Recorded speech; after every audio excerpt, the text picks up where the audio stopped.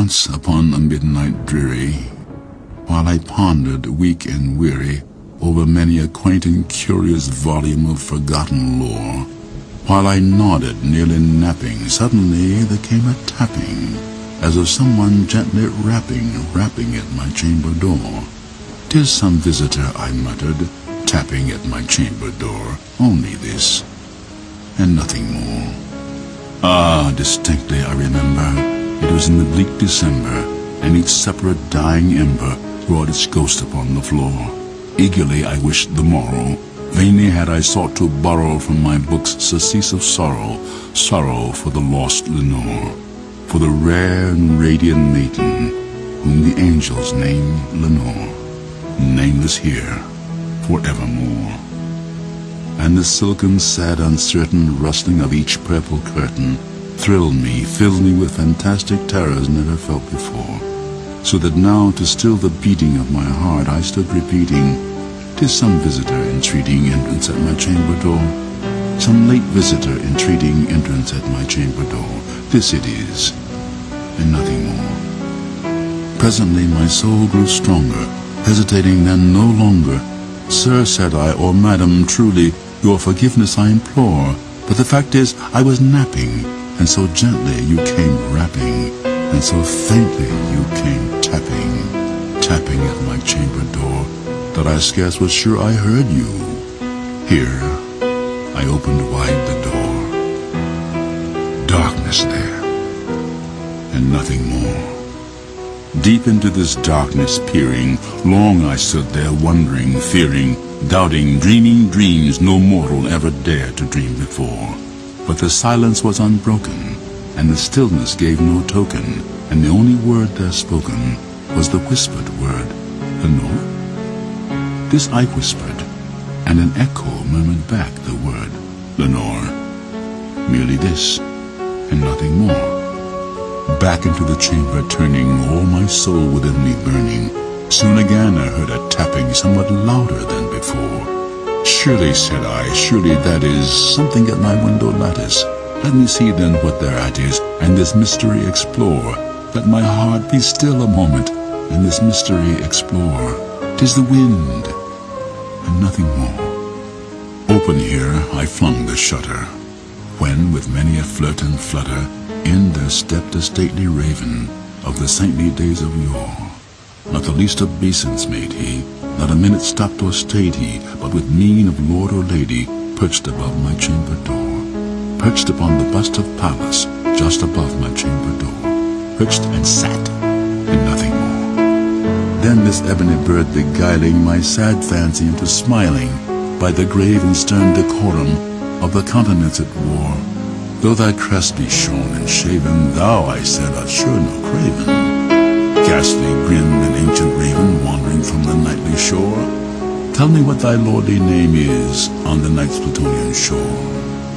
Quoth the raven, "Nevermore." Much I marveled with this ungainly fowl to hear it discourse so plainly, though its answer little meaning, little relevancy bore. For we cannot help agreeing that no living human being ever yet was blessed with seeing bird above his chamber door, bird or beast upon the sculptured bust above his chamber door, with such a name as Nevermore. But the raven sitting lonely on the placid bust spoke only that one word, as if his soul in that one word he did outpour. Nothing further than he uttered, not a feather than he fluttered, till I scarcely more than muttered, "Other friends have flown before. On the morrow he will leave me, as my hopes have flown before." Then the bird said, "Nevermore." Startled by the stillness broken by reply so aptly spoken, "Doubtless," said I, "what it utters is its only stock and store, caught from some unhappy master, whom unmerciful disaster followed fast and followed faster, till his songs one burden bore, to the dirges of his hope that melancholy burden bore, of never, nevermore." But the raven still beguiling my sad fancy into smiling, straight I wheeled a cushioned seat in front of bird and bust and door.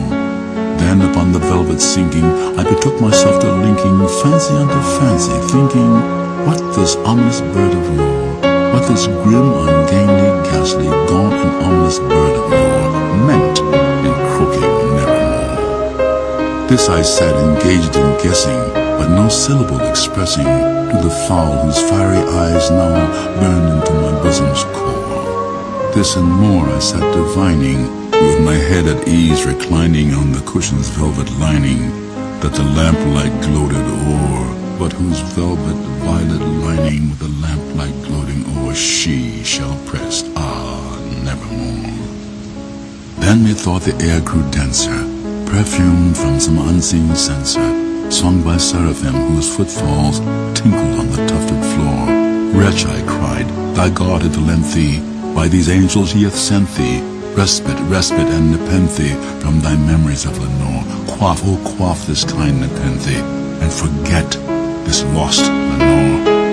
Quoth the raven, nevermore. Prophet, said I, thing of evil, prophet still if bird or devil, whether tempter sent or whether tempest tossed thee or shore.